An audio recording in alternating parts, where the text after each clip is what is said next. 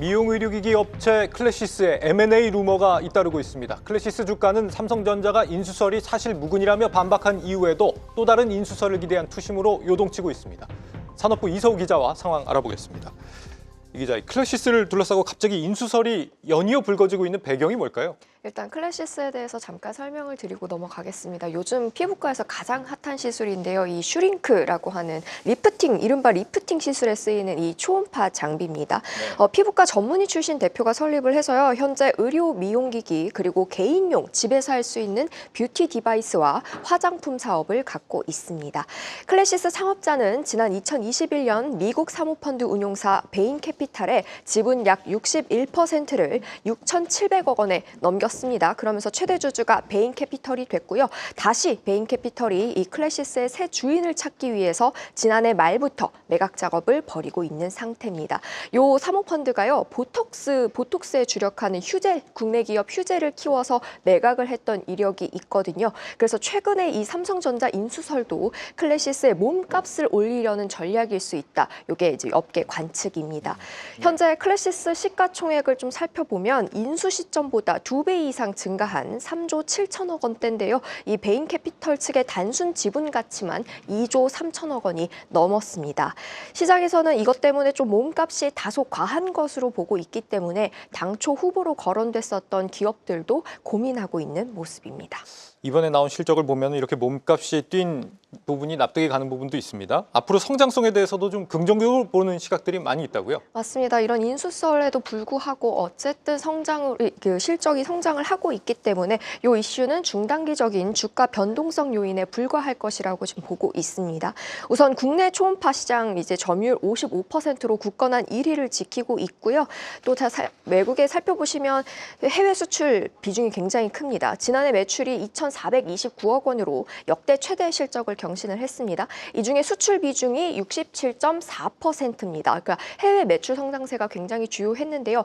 지역별로 좀 보면 브라질과 태국 등에 진출을 해서 매출 비중은 중남미 27%, 아시아 지역 26%, 그리고 중동 등이 12%입니다.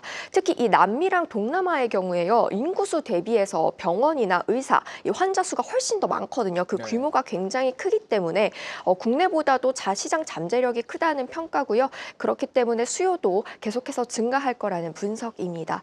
또 주목해야 할 건요. 이 해외 이 성장세가 미국과 유럽 시장은 이제 막 공략하기 시작했는데도 조금 보이고 있는 거거든요. 그래서 성장 여력이 아직까지 많이 남았다. 이렇게 보고 있습니다. 글로벌 진출 여력이 많이 남아 있다라는 건데 이 글로벌 시장을 꽉 잡고 있는 경쟁사 제품이 이미 있다면서요? 맞습니다. 이게 독일 멀츠의 울세라라는 제품인데요. 네. 다만 가격을 좀 살펴보겠습니다. 이 국내 기준으로 슈링크가 울세라보다 약 4배 더 저렴합니다. 반면에 그 효과는 지속적으로 입증이 되면서 가성비 측면에서는 슈링크가 훨씬 우위에 있다. 그렇기 때문에 승산이 있다. 그런 분석입니다. 미용 의료 시술이 이제 유럽이나 미국에서는 대폭 비싸잖아요. 그렇기 때문에 이 슈링크 도입을 기다리는 대기 수요가 많다는 게 업계 관측입니다. 클래시스는 올 2분기부터 슈링크 신제품 슈링크 유니버스 등을 유럽에 출시를 할 계획이고요. 현재 인증 절차를 밟고 있습니다. 미국 진출 같은 경우에는 좀 내년을 목표로 하고 있습니다. 슈링크는 이제 내년에 진출을 하는 게 목표고요. 지난해 10월에 먼저 또 내놓은 장비가 있어요. 조금 다른 장비인데 볼륨 개선 장비, 볼륨어입니다. 슈링크는 좀 주름을 개선시켜주는 장비라고 한다면 이 볼륨어는 콜라겐 생성을 좀 촉진을 시켜서 꺼진 볼륨을 채워주는 그런 장비거든요. 아직 매출에는 반영이 안 됐습니다만 현지 병의원의 반응이 굉장히 좋다는 게 업계 평가입니다.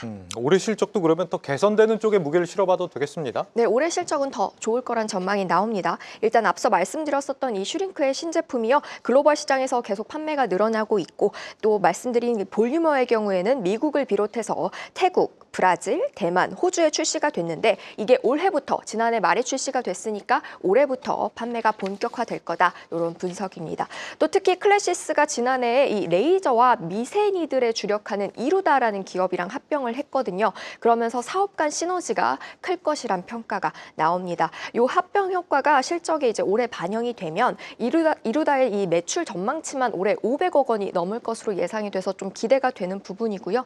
클래시스는 이를 바탕으로 마찬가지로 올해 연결 기준 매출 전망치를 3,500억 원으로 제시를 했습니다. 그러니까 지난해 처음으로 2,000억 원을 돌파한 후에 1년 만에 또다시 3,000억 원을 넘기는 신기록을 경신할 것이란 자신감입니다. 네, 인수설이 잇따르고 있는 클래시스에 대해서 산업부 이서우 기자와 짚어봤습니다.